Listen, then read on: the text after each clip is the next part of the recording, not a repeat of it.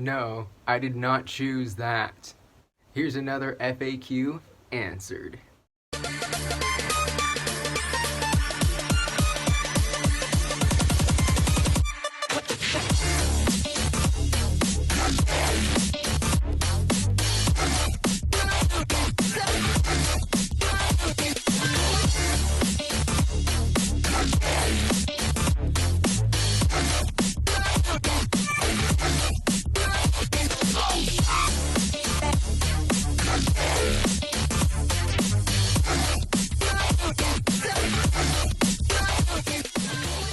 Welcome back, goblins, and thank you for tuning in.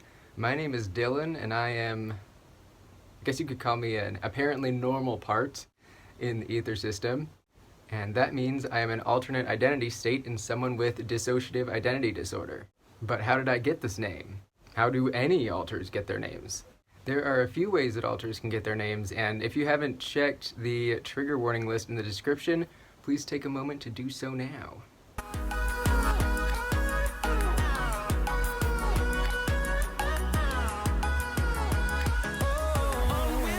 Alright. Firstly, an alter could gain a name by the host giving one to them. Some alters come into the system without a name and are in need of one, but that's not always the case. Our hosts have actually named very few alters during our time knowingly being a system. Alters can also choose their own name if they feel so inclined to do so. This is where baby name lists come in handy. DID culture is lots of saved tabs of baby name lists, I swear. Sometimes you have to find the name in the list before you can actually connect with it. So consulting lists of names can make it a lot easier to find a good name that the alter connects with. Alters might come into the system with a name and knowing it well. We've had alters surface by taking their name and repeatedly projecting it into the common thought space, like having a name just crashing around in your head, and then the alter shows up a couple of days later and you're like, oh, that's what that was. In the case of integration infused alters, sometimes it'll feel right to make a new name from the names of the previous alters before the integration. Dorian, Lexicon, and Landon in our system are an example of that. Like Dorian is a combination of Devin and Morpheus, and then Lexicon is Leo, Dexter, and I think Linus. I didn't pay a lot of attention. I should have. We have it written down in our journal, but that's way downstairs. I'll show you later. We'll have a whole video on integrated alters later, because we've had some more of that happening. Also, other alters in the system could name a potentially nameless alter. We've heard of a few systems where the gatekeepers are the ones who pick names for all the new alters that come into their systems. And now it is the time for the trigger warning portion of this video. And there's the possibility of abusers giving alters names, knowingly naming alters. This is frequently the case with intentional organized abuse, where people are intentionally creating cases of DID. Very many of us were given names based on our functions in the system. It's more of a title than a name, which can make an alter feel as though their role is an integral part of their identity, even though it may not be the case. We just want to say that a role does not inherently make up the identity of an alter. You are more than a system role. Both a name or the role of an alter could change somewhere down the line. Persecutors aren't always persecutors, hosts aren't always hosts. Protectors can become trauma holders. Lots of things could change. And alters could rename themselves too. My name wasn't always Dylan. My other one is kind of like a dead name, so I'm not gonna say it because that's my dead name, so whatever. But yeah, I picked the name of Dylan for myself, and it fits really good, I think. But don't wear yourself out on the search for names of the alters as you're discovering them. Sometimes it's private information to them and they'll use a nickname or a fake name. For example, Blaze isn't Blaze's name, and he uses that for everyone he talks to. However, Casey and Rowan do not use those names anywhere but on the internet. Rowan's name is one of his old roles, but we are not letting him go by that nowadays. Definitely not on the internet. Yeah, no. So why Why do we hide our names? Why do we give ourselves nicknames and be really protective about what our actual names are? Safety. Safety. Personal protection. Not giving people power over us. A name could give someone the power to take advantage of an alter. There are people like that out there.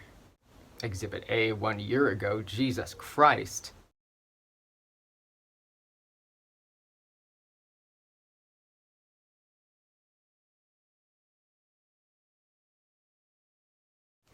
Any names and information we give out on this channel are very monitored from the inside, our internal government, I suppose. So we don't give out a lot of classified information or things that would put our system at risk. We're smart about it. We don't just spill our guts. And that isn't the only reason an alter may not want their name known. Maybe they don't like their name. Maybe they're trying to keep their system as covert and discreet as they can. This is going to be different for every system. So it's important to check in with the hosts and the alters to know when it's okay to use their names individually and where the boundaries are on that. It can be very grounding to have someone use your name, which can be really helpful during times of dissociation. But of course, don't do this in situations that would be unsafe for the system. Since this is such a thing that varies, this is definitely a good topic to have a good conversation with the host about, or their primary protectors or gatekeepers, or really each alter. It varies by alter, by system. Everyone is different.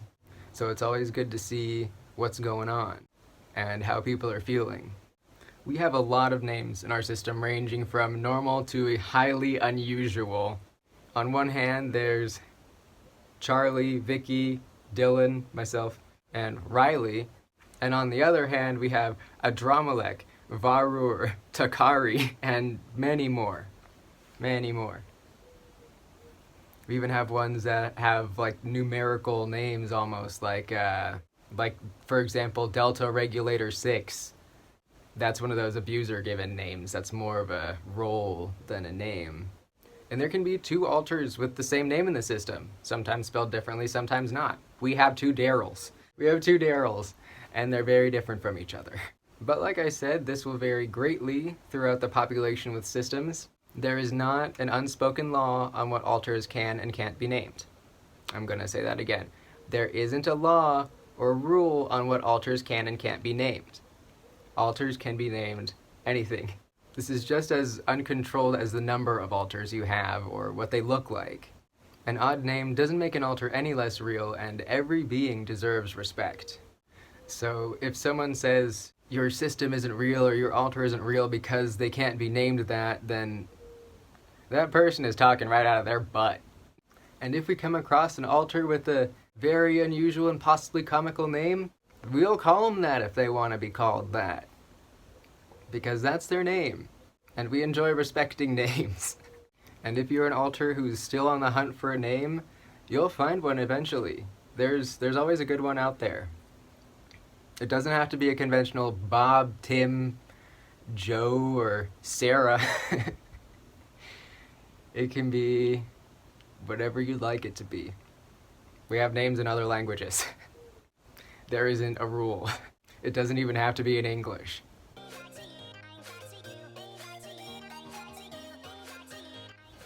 Is there anything else you'd like to know about alter names or DID in general? Feel free to ask us in the comments.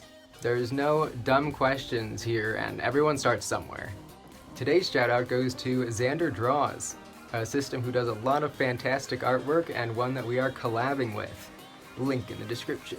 Yeah, give them a follow and some likes. They are super bomb. Subscribe to become a goblin and click on that notification bell if you want to know what we're up to. Don't forget to stop and take a few deep breaths today. And remember, you are loved. Thank you all for tuning in, and we will see you all in the next video.